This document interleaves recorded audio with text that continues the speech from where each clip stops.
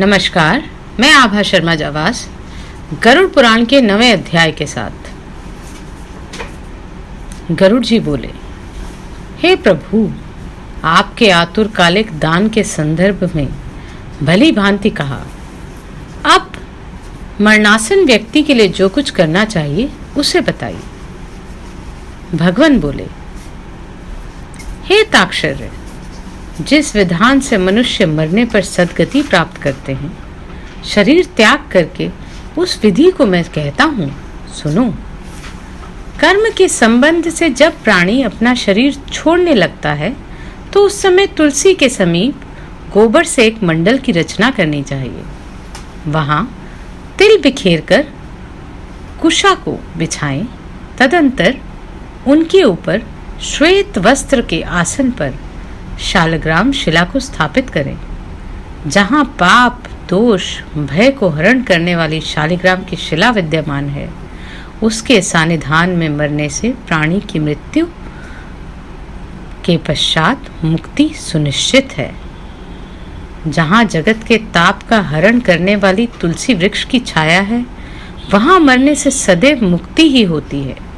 जो मुक्ति दानादि कर्मों से दुर्लभ है। जिसके घर में तुलसी वृक्ष के लिए स्थान बना है, वह घर तीर्थ स्वरूप ही है। वहां यम के दूत प्रवेश नहीं करते। तुलसी की मंजरी से युक्त होकर जो प्राणी अपने प्राणों का परित्याग करता है, वह सैकड़ों पापों से युक्त हो तो भी यमराज उसे देख नहीं सकते। तुलसी के दल को मुख में रखकर तिल और कुश के आसन पर मरने वाला व्यक्ति पुत्रहीन हो तो भी निसंदेह विष्णुपुर को जाता है। तीनों प्रकार, काले, सफेद और भूरे, तिल, कुश और तुलसी, ये सब मरने वाले प्राणी को दुर्गति से बचा लेते हैं। अतः मेरे पसीने से तिल पैदा हुए हैं, वे पवित्र हैं। असुर, दानव और दैत्य तिल को देखकर भाग जाते हैं। हे ताक्षर्य, मेरे रोम से पैदा हुए दर्भ अर्थात कुश मेरी विभूति हैं, इसलिए उनके स्पर्श से ही मनुष्य को स्वर्ग की प्राप्ति होती है। कुश के मूल में ब्रह्मा, कुश के मध्य में जनार्दन, कुश के अग्रभाग में शंकर, इस प्रकार तीनों देवता कुश में स्थित रहते हैं। इसलिए कुश, अग्नि, मंत्र, तुलसी, ब्राह्मण और गौ ये बार बार उपयोग किए जाने पर भी निर्माल्य नहीं होते। पिंडदान में उपयोग किए गए दर्भ अर्थात कुश, प्रेत के निमित्त भोजन करने वाले ब्राह्मण, नीच के मुख से उच्चारित मंत्र, नीच संबंधी गौ और तुलसी तथा चिता की आग, यह सब निर्माल्य अर्थात अपवित्र होते हैं। गोबर से लिपी हुई कुश बिछाकर संस्कार की गई पृथ्वी पर आतुर अर्थात मरणासन व्यक्ति को स्थापित करना चाहिए। अंतरिक्ष का परिहार करना चाहिए अर्थात चौकी आदि पर नहीं रखना चाहिए।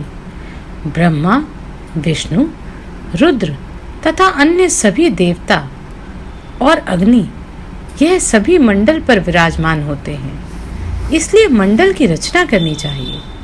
जो भूमि लेप रहित होती है अर्थात मल मूत्र आदि से रहित होती है, वह सर्वत्र पवित्र होती है।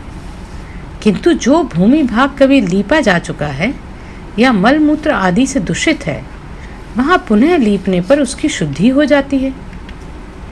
बिना लिपी हुई भूमि पर, चारपाई आदि पर या आकाश में राक्षस, पिशाच, भूत, प्रेत और यमदूत प्रविष्ट हो जाते हैं। इसलिए भूमि पर मंडल बनाए बिना अग्निहोत्र, श्राद्ध, ब्राह्मण भोजन, देव भोजन और आतुर व्यक्ति का स्थापन नहीं करना चाहिए। इसलिए लिपी हुई भूमि पर आतुर व्यक्ति को लिटाकर उसके मुख में स्वर्ण और रत्न का प्रक्षेप करके शालिग्राम स्वरूपी भगवान विष्णु का पादोदक देना चाहिए। जो शालिग्राम शिला के जल को बिंदु मात्र भी पीता है वह सभी पापों से मुक्त हो वैकुंठ लोक में जाता है।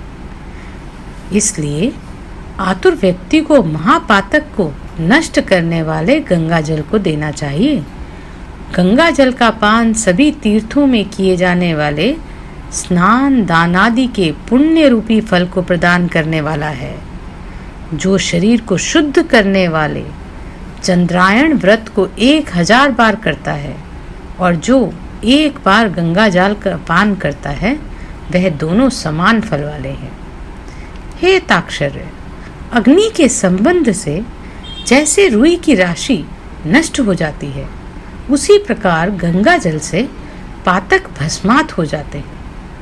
जो सूर्य की किरणों से संतप्त गंगा के जल का पान करता है, वह सभी योनियों से छूटकर हरि के धाम को प्राप्त होता है।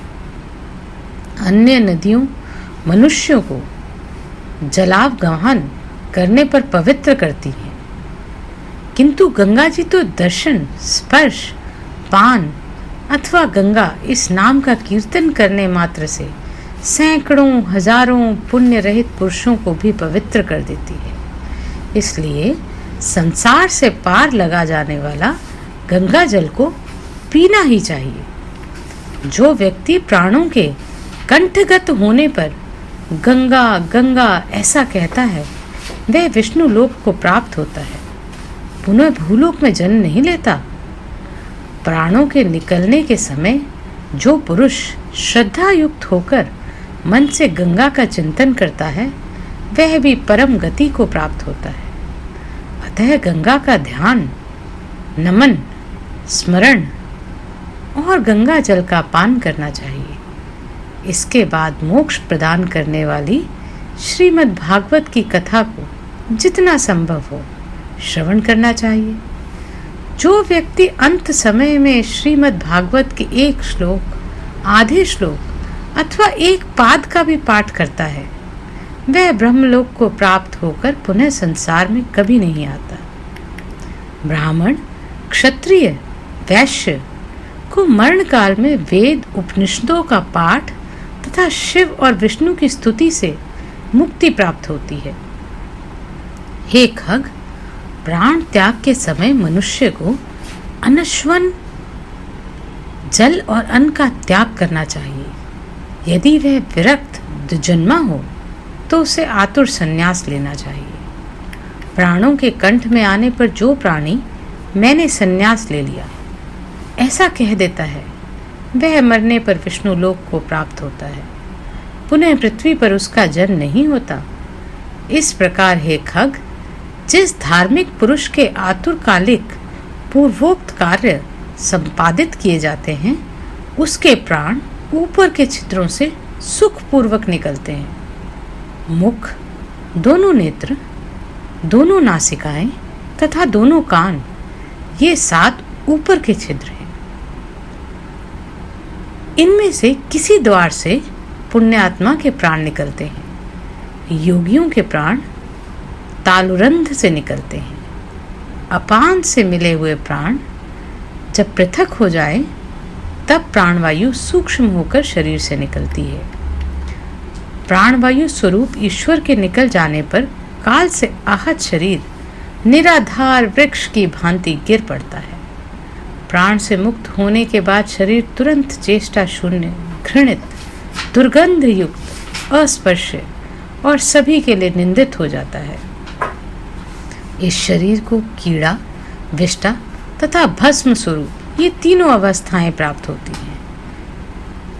इसमें कीड़े पड़ते हैं, वह विष्टा के समान दुर्गंध युक्त हो जाता है अथवा अंत में चिता में भस्म हो जाता है।